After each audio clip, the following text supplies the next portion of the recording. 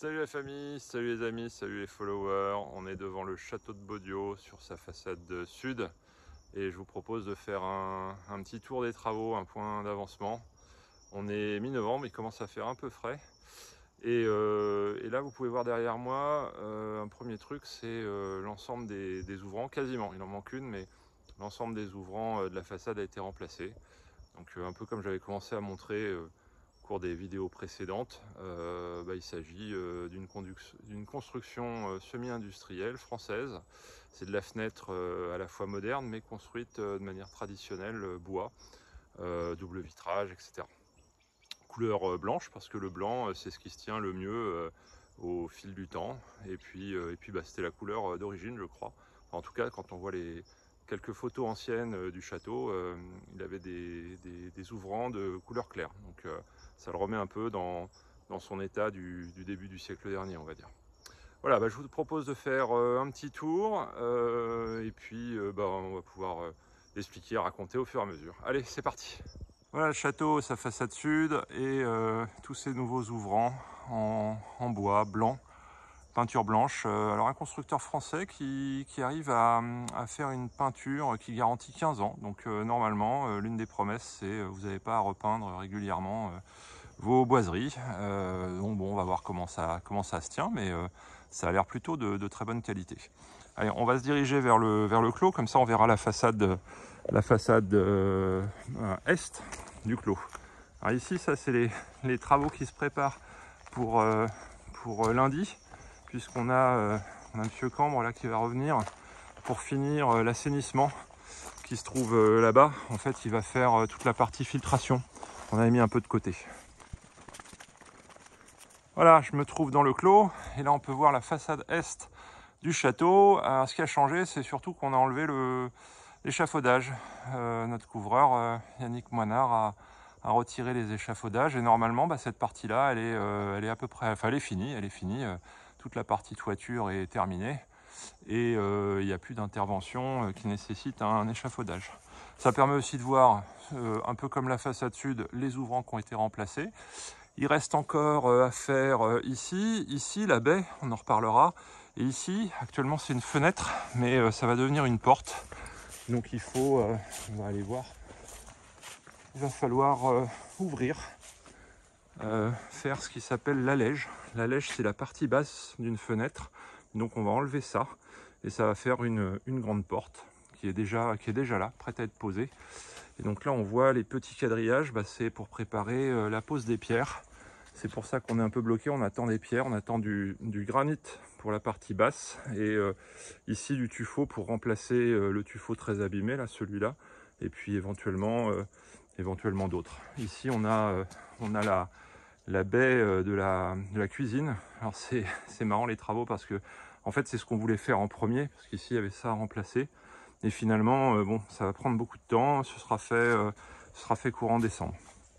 Donc il y a encore aussi un travail à faire sur les pierres. Et probablement encore à faire aussi le seuil ici derrière. Voilà.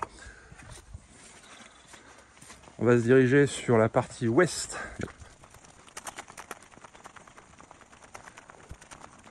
Alors ici la façade ouest du château, également les ouvrants qui ont été remplacés, dont une belle porte-fenêtre, toujours dans la même gamme, qui vient alors actuellement sur un petit balcon, mais on pense retirer cette partie-là, on mettra simplement un garde-corps.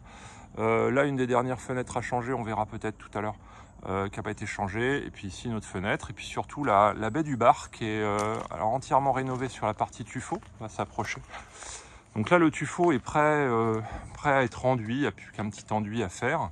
Et puis par contre la mauvaise nouvelle, c'est qu'on a du retard sur la livraison de la baie.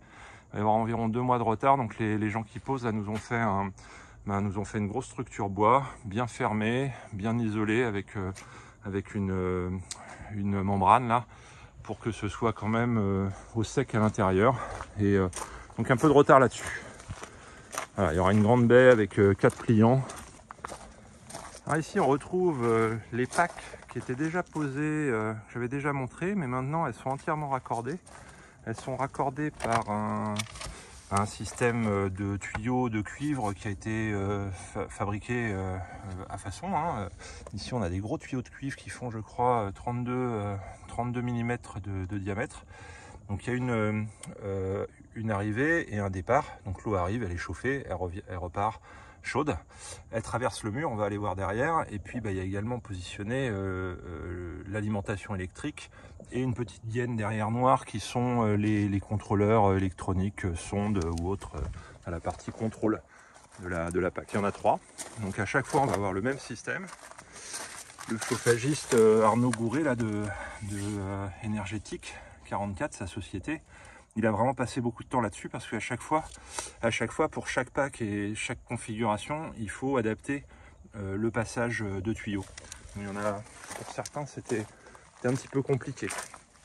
Donc à chaque fois des vannes d'arrêt. Et donc trois fois ça. De l'autre côté, donc là je rentre dans la grande cave. C'est un peu encombré, je vais vous expliquer ce que c'est que ce truc-là. Mais ici, donc on est de l'autre côté du mur des packs, donc on va faire l'arrêt sur une, puis c'est 3 fois la même chose en fait. Hein. Je vais mettre là un peu de lumière. Voilà.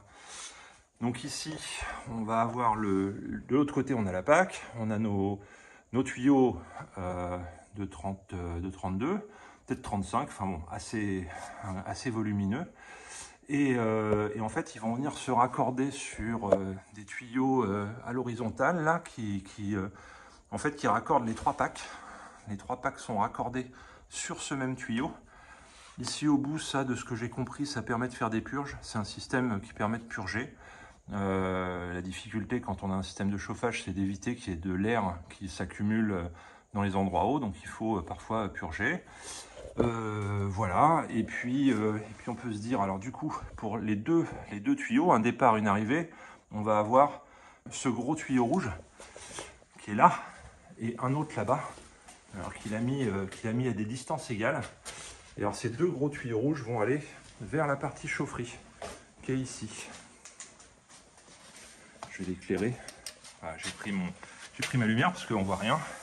Donc là, on voit les arrivées des 2 gros tuyaux rouges. On voit déjà toute la chaufferie qui est là, qui est posée. Donc on a alors j'explique un petit peu. Donc en dessous, là en bas, on va mettre la lumière. Voilà. En dessous, en bas, on a les 2 tuyaux rouges qui sont les arrivées et départs qu'on a vus vers les packs. Et ensuite, ça va venir dans ces systèmes-là où il y en a 3, 1, 2, 3. On a 3 zones. On a ici la zone plancher, ce qui va chauffer le plancher chauffant de tout le rez-de-chaussée. Il y a presque 200 mètres carrés. Ici, toute la zone sud, premier, deuxième étage. Et ici, le reste, c'est-à-dire la zone est et nord, premier, deuxième étage. Donc là, on voit tout le système de tubes qui part alimenter. Donc ici, la zone sud. Là, le plancher chauffant. Et là-haut, c'est vide parce que ça va partir par là-bas. Là, la partie électrique. Donc, comme on a 3 packs, à chaque fois, on a 3 contrôleurs électriques. Et puis, une gestion des 3, je suppose, pour gérer l'équilibrage de charge, quoi. Ça s'appelle un ballon tampon. Ça permet d'avoir différentes températures de sortie. Et puis ici, alors c'est un peu engoncé, j'ai du mal à montrer. Et ici, j'ai pas beaucoup de lumière. Donc, je vais éclairer comme ça. Voilà, ici on a le gros ballon de 300 litres qui est le ballon d'eau chaude, donc qui est alimenté par les packs. Et là, on avait déjà montré la dernière fois la nourrice d'eau. Donc là, on passe dans la partie purement sanitaire, eau chaude, eau froide. Et donc l'eau chaude qui est ici, qui est alimentée par les packs. Puis dernier petit point, parce que je ne vais pas saouler trop tout le monde, mais c'est assez intéressant. Moi, je ne savais pas trop à quoi ça servait, ça. Ça, c'est je ne sais plus comment ils appellent ça, mais grosso modo, ça sert à équilibrer la pression dans tout le réseau d'eau. Le réseau d'eau chaude qui a un circuit fermé. Et en fonction de la température, on va avoir l'eau qui prend plus ou moins de volume, qui se dilate ou qui se rétracte. Donc ça, c'est un système avec une membrane qui va permettre d'absorber cette variation de volume et donc de maintenir une certaine pression. Pression qui est indiquée là-haut. En général, je crois qu'on met entre 2 et 3 bars dans un circuit d'eau chaude. Donc il faut, quand on est usager, il faut vérifier régulièrement la pression de ce truc-là et rajouter, retirer de l'eau en fonction. En général, rajouter d'ailleurs. Voilà, ça c'est notre grande cave. Alors pour rester sur le chauffage, bah ça c'est tous nos radiateurs. Là on a un gros radiateur. Donc ont été sablés et puis repeints par une petite entreprise à côté qui fait ça très bien. Vraiment sympa. Je redonnerai le nom quand on posera parce que là je l'ai pas en tête. Donc on a des radiateurs qui sont soit peints de couleur naturelle, en fait ils ont été purement sablés et vernis. Soit ici on va tester un truc un peu osé, mais qu'on a vu chez quelqu'un, on a trouvé ça très joli. En couleur or, ça peut être très sympa dans les chambres. Et puis là un noir mat qui est très sympa aussi. Voilà, donc nos radiateurs ont été entièrement peints, il y en a une quinzaine, très lourd, c'est de la fonte, compliqué à déplacer. Donc on vient de les récupérer, de les poser là. Ce sera posé vraiment à la fin, quand on aura fini les pièces. On va poursuivre.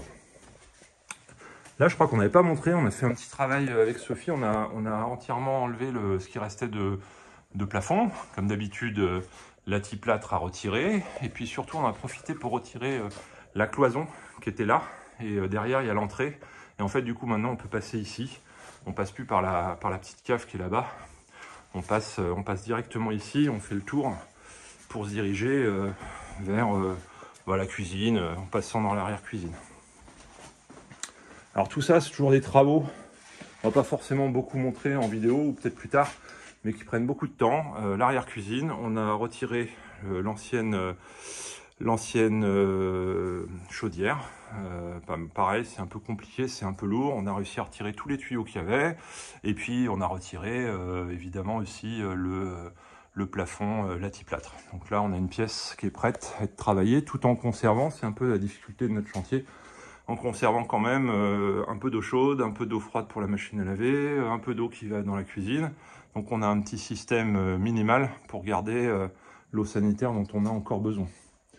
Ce qui explique des tuyaux coupés là, coupés là, et qui nous permettent d'avoir retiré les tuyaux non nécessaires dans le reste du château, mais de conserver un truc qui marche ici. On va poursuivre la visite du rez-de-chaussée avec la cuisine. On voit notre nouvelle ouverture. C'est la partie maintenant qu'on utilise. C'était en cours la dernière fois. Alors, on va pas garder ces portes-là. Hein. Ça, c'est les anciennes portes de placard. On les a laissées, puis ça permet quand même de fermer si on a besoin. Mais il y aura sûrement une porte coulissante qui sera dans le couloir. Du coup, ça permet de comprendre pourquoi on a fait ça, parce que l'ancienne porte était derrière, là-bas, derrière le frigo. Donc maintenant, elle est condamnée. Et l'idée, c'est de pouvoir faire une grande cuisine au moins en L ici, peut-être même un peu U, même si là, il n'y a pas beaucoup de retour, parce qu'il y a la cheminée, avec un grand plan de travail central. Voilà, bon, c'est pas du tout en cours parce qu'on l'utilise déjà, donc ce sera un travail à faire vraiment plus tard. Ici, la baie vue de l'intérieur, donc ça explique aussi pourquoi ça a pris un peu de retard. On garde le sol qui est en granit brut, qu'on trouve vraiment très joli, mais du coup, il y a vraiment des grosses différences de niveau, et là, il va falloir refaire un seuil. C'est un petit peu, entre guillemets, un peu compliqué. Il y aura une marche, et du coup, l'ouvrant viendra dessus. Donc, il reste le seuil à faire. Et puis, dans les délais, on ne s'est pas forcément bien compris avec le constructeur. Donc, du coup, on a un peu plus de délai que prévu. Voilà, donc la baie devrait arriver, allez, on va dire fin décembre, ce sera posé, quoi. Alors qu'elle aurait dû être posée début novembre, grosso modo. Donc ici, le couloir du château, on vient de là. Et le plus facile, c'est de sortir pour montrer un petit peu où on est, sinon je crois que je vous perds. Voilà, je ressors, on retrouve la grosse pelleteuse de Monsieur Cambre, et on est façade sud à l'entrée du château. D'ailleurs, on voit qu'il y a une fenêtre qui n'est pas changée là, et en fait, elle n'est pas changée parce qu'il faut refaire le tuffeau qui est très abîmé sur la partie voûte de l'encadrement. Donc là, il y a des pierres qui sont vraiment bouffées, donc elles vont être changées avant de faire la fenêtre. Voilà, donc quand on est ici, ça c'est l'entrée principale. Alors ici, il y a toujours des planches et un gros trou parce que tant qu'on n'a pas fait le filtre et l'assainissement, il faut laisser ça ouvert. Mais bientôt, ce sera bouché. Donc on rentre à l'entrée du château. On peut voir le travail travail de seuil des maçons, la pose de la porte, et cette fameuse porte en bois traditionnel, tout en étant assez moderne. Évidemment, on a une fenêtre moderne d'aujourd'hui, mais en bois, peinte, en blanc. Alors, ils garantissent 15 ans la peinture. On va voir si ça tient 15 ans. Je ne sais pas si dans 15 ans je ferai encore des vidéos. Voilà, on est dans l'entrée qui a bien avancé, qui est plaqué, isolé, plaqué par Fabrice. Ici, la vue vers l'extérieur. La partie tour où il y aura les WC, on n'a rien fait. Ça viendra sûrement en dernier parce qu'il faut encore qu'on ait une salle de bain pour pouvoir enlever le bazar qui est là et dont on a besoin pour la salle de bain qui est au-dessus. Donc tant qu'on n'a pas fait ça, eh ben, on ne peut pas travailler cette pièce sur son isolation. Donc ça viendra, mais pas tout de suite. Voilà. Alors à gauche, on a le salon. Alors la dernière fois qu'on était ici, on est de faire le solivage et le plancher OSB. Donc là, il y a simplement eu les structures qui ont été posées pour préparer le plafond. On voit aussi, alors il y a eu un gros boulot qui a été réalisé de plomberie. Donc là, il y a une évacuation qui part, qui prend le long de la dalle, qui va ici et qui sort à l'entrée. Du côté des deux entrées, on a nos deux grandes évacuations. Et au-dessus, alors là, on ne voit pas grand-chose, on ira voir au-dessus. En fait, au-dessus, il y a la préparation de la salle de bain avec tout le sanitaire et les arrivées et les évacuations. Ici, je reviendrai après. Alors si, il y a quelque chose de sympa à voir, c'est à nouveau les fenêtres vues de l'intérieur. Là, on a une grande fenêtre en bois avec une fermeture en espagnolette, ça s'appelle. C'est assez traditionnel. Ça s'ouvre comme ça. Et ici, en bas, je ne sais pas si on peut faire le... Voilà. On a un petit crochet qui vient prendre en bas et en haut. Et là, on a aussi... c'est assez haut. C'est quand même une fenêtre assez haute. Et du coup, il y a ce qui s'appelle un imposte en haut. Alors, l'ancienne version s'ouvrait. Nous, on a choisi quelque chose qui reste fixe, mais avec volet pour fermer à l'intérieur. Le truc assez sympa, c'est la petite chevette là, qui permet d'ouvrir l'ensemble du volet. Donc dans cette pièce, il y a des volets pour pouvoir fermer si on a besoin. On voit aussi de ce côté-là la partie condamnée. Alors en fait, on va complètement fermer le mur. On aimerait en faire un salon avec la jolie cheminée. Et sur cette partie-là, probablement, on mettra une grande bibliothèque. Donc on préfère avoir un mur fermé. Ok. Avant de parler de ce qu'il y a encore des trucs à voir ici, mais je vais plutôt venir ici, dans la grande salle à manger. Et en fait, donc on a vu tout à l'heure la chaufferie. La zone d'alimentation, l'alimentation en eau chaude, du chauffage, zone sud, en fait arrive ici. J'ai déjà montré il y a bien longtemps, quand on faisait la dalle. Donc on devait être au mois de juin, je pense. Et donc on avait les tuyaux qui arrivaient ici.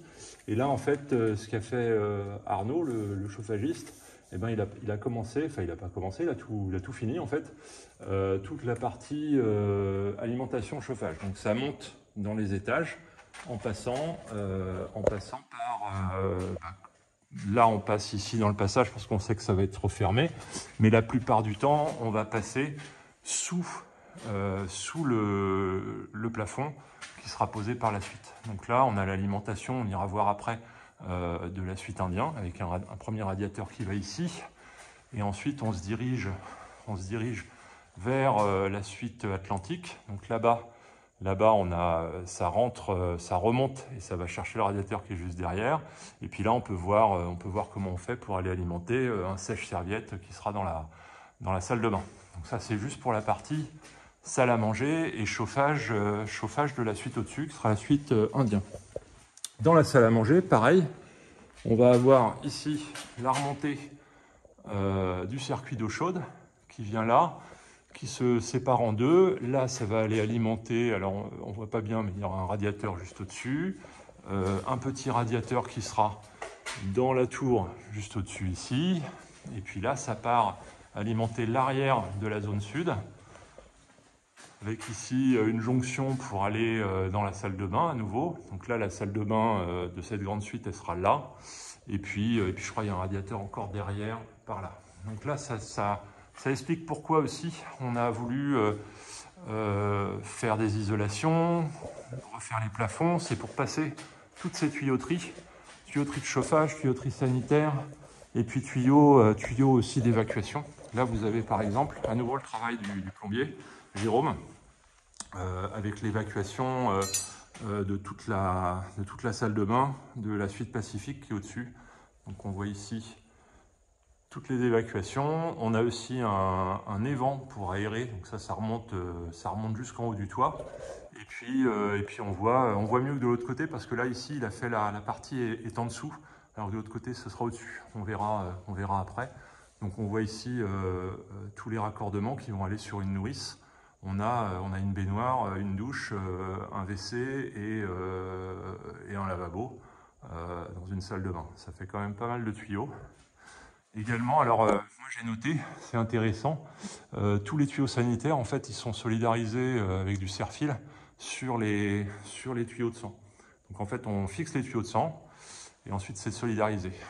Également, alors pour ceux qui ne connaissent pas ou qui se demanderaient, là on va être dans une salle à manger, ça va être derrière une isolation. Il y a deux choses à faire pour que ça fasse vraiment il y ait le moins de bruit possible. Ce sont des tuyaux en PVC 100 avec à l'intérieur en fait c'est gravé en tourbillon. Il faudrait que je vous en montre un, je ne sais pas si j'en ai, mais en fait ça permet à l'eau qu'elle tourne et qu'elle fasse moins de bruit. Et ensuite on va plutôt utiliser de la laine de roche qui, paraît-il, absorbe mieux les bruits. Donc l'objectif c'est qu'il y ait quand même quelque chose soit bien insonorisé pour éviter d'avoir les bruits de la salle de bain qui est au-dessus. Voilà, bon, on va pas s'apesantir là-dessus, on verra comment ça marche par la suite. Ici, j'arrive dans le bar, à l'intérieur. Ça, c'est la porte qu'on a vue qui donnera sur le couloir, la porte qui reste à ouvrir, que je vais montrer au tout début de vidéo. Bon, là, le bar, il est un peu en bazar. Il a progressé aussi dans son isolation. Et on est un peu en arrêt parce qu'on a stocké toutes les plaques ici, les plaques à venir pour tout le rez-de-chaussée. Enfin, ça donne une petite idée quand même de ce à quoi ça va ressembler. Là, on a une fenêtre qu'on a conservée qui donne dans l'escalier. Ici, ça je l'ai déjà montré, on voit que ça fait quand même pas mal de lumière. Et là, vu de l'intérieur, la structure de bois que nous ont montée pour fermer, protéger le bar et isoler. Voilà, je pense qu'on va pouvoir monter. Alors j'arrive maintenant ici au-dessus du salon, donc ce qui sera la suite indien. Donc je pense que j'avais déjà montré quand il y avait un plancher, je ne suis pas sûr, remarquez. Donc là maintenant on a un plancher OSB qui a été posé par le charpentier et on voit les arrivées d'eau chaude que j'ai montré par en dessous. Donc ça, le radiateur de la chambre, de la suite. Alors pourquoi il est fermé comme ça? C'est parce qu'en fait Arnaud a refermé toutes les arrivées pour pouvoir faire un test de mise en eau. Donc il a fait ça il n'y a pas longtemps. Donc l'idée c'est une fois qu'on a tout le circuit, on met en eau et on vérifie qu'avec la pression, il n'y a pas de fuite. Tout est bien fermé. Ici, ce sera la future salle de bain. Donc pareil, ça, ce que j'ai expliqué tout à l'heure en dessous, le sèche-serviette. Et là, donc tout le travail des plombiers, du sanitaire. Donc ici, ils l'ont fait au-dessus. Ils l'ont fait au-dessus parce qu'on a ici un placard qu'on va pouvoir utiliser pour mettre une nourrice. Et pour chaque salle de bain, on aura un petit chauffe-eau électrique pour venir en complément au cas où le grand chauffe-eau est vide. Donc normalement, on chauffe l'eau avec les packs dans le ballon principal, mais chaque suite dispose d'un petit ballon d'eau chaude au cas où il n'y a plus d'eau chaude pour quand même pouvoir réchauffer l'eau et pouvoir prendre sa douche même s'il n'y a plus d'eau chaude dans le ballon principal. Donc du coup, ça veut dire que pour chaque suite, il faut un endroit pour mettre, pour chaque salle de bain, un endroit pour mettre la nourrice et un ballon d'eau chaude qui sera extra plat. Alors cela dit, je dis qu'il va être ici, mais ici c'est la nourrice et le ballon en fait il va être au-dessus dans le prolongement, au-dessus des WC. Là on a l'évacuation des WC, on voit que ça se prolonge, ça monte ici, ça se prolonge et au-dessus là-haut en fait on a l'évent de cette colonne cette colonne d'évacuation sang. Pour chaque évacuation, enfin pour chaque lieu, pas forcément chaque évacuation, mais chaque colonne, il faut un évent, c'est-à-dire une sortie en altitude, enfin au niveau du toit, pour équilibrer les pressions et surtout, et puis également évacuer les odeurs, mais c'est surtout pour équilibrer les pressions. Si on n'a pas de colonne d'évent, en fait ce qui va se passer, c'est que quand on fera couler de l'eau, qu'on tirera une chasse d'eau, ça fera un effet ventouse qui ira vider les siphons de toute la colonne, lavabo, douche, etc. Donc si vous videz les siphons, après il y a les odeurs qui remontent. Voilà. Donc ça, c'était la partie indien. Ce qu'on n'avait pas vu, c'est ici la partie pacifique, avec tout le sol qui a été réalisé. Et là, on voit, on essaie de visualiser un petit peu, même si on a fait un plan, la future salle de bain. Donc ici, on retrouve une arrivée sèche-serviette qui sera peut-être un petit peu décalée. Au bout là-bas, une baignoire face à la fenêtre. Là, l'arrivée de la future nourrice avec toutes les arrivées départ. Ce sera derrière l'isolation, bien évidemment. Ici, probablement une douche de 120 par 90 et donc la distribution sanitaire de la douche. Et enfin ici, on retrouve un WC et les vents qui montent et qui va aller au-dessus, c'est le grenier, qui va aller vers le toit. D'ailleurs, on voit qu'il n'y va pas parce que quand les plombiers ont posé les vents, on n'avait pas encore posé ici au-dessus le plancher, donc on fera les vents, la fin de les vents plus tard. Donc transition, on a refait en fait le plancher, le solivage du petit grenier. Donc au-dessus c'est un petit grenier et donc ça ce sera le plafond de la suite. Bon, on n'était pas sûr là-dessus, mais on a préféré faire quelque chose quand même qui permette de stocker au-dessus, que ce soit bien droit, bien solide en pin, parce que les poutres, les solives qu'il y avait avant, là on en a laissé. Elles étaient quand même de section relativement faible par rapport à la portée. Alors pourquoi on a laissé ici? Parce que ici au-dessus la pente elle est assez faible et donc il n'y aura pas de plancher sur lequel on va venir poser. À la jonction en fait au-dessus on va faire une cloison et donc là on sera vraiment, ce sera vraiment des combles et pas un lieu où on risque de marcher ou de poser.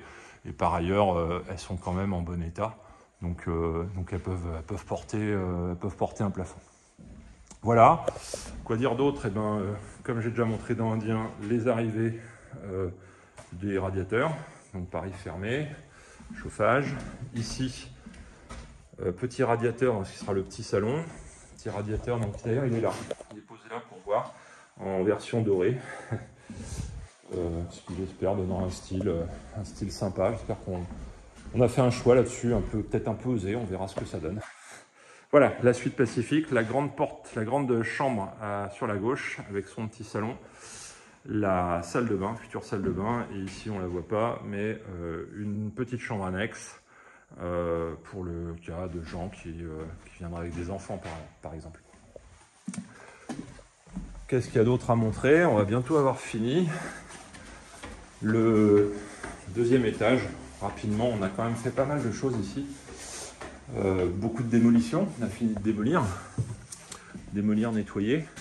Donc par exemple ici le palier, tout l'endroit où il y avait ici un WC, une baignoire.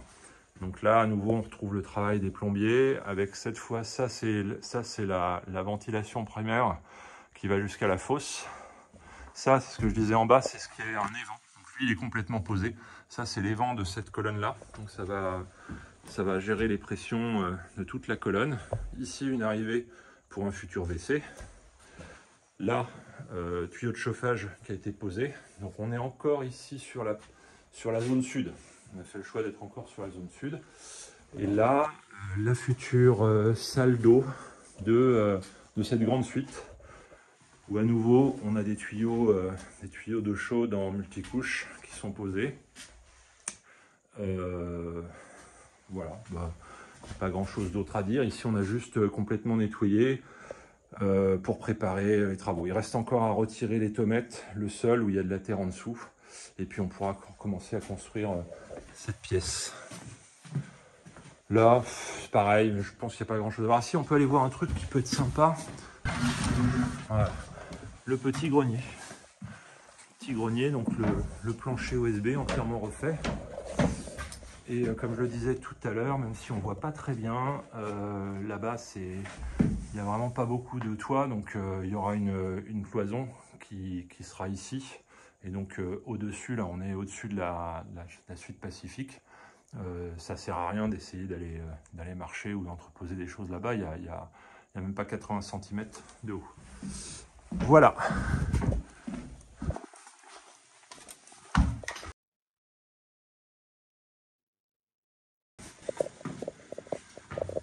Voilà, sur ce, dernière petite chose à montrer.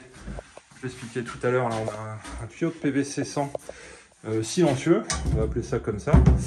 Et en fait, regardons comment c'est fait à l'intérieur. Alors on a une structure, une espèce de gravure à l'intérieur qui va donner à l'eau un tourbillon. Et c'est ça qui fait que c'est plus silencieux qu'un lisse où l'eau elle tombe et elle fait du bruit. Voilà, donc c'est ça qu'il faut demander quand vous avez des grandes chutes d'eau comme ça, qu'on veut que ce soit un peu plus silencieux. Voilà, sur ce, la famille, les amis, les followers, je vous dis à bientôt.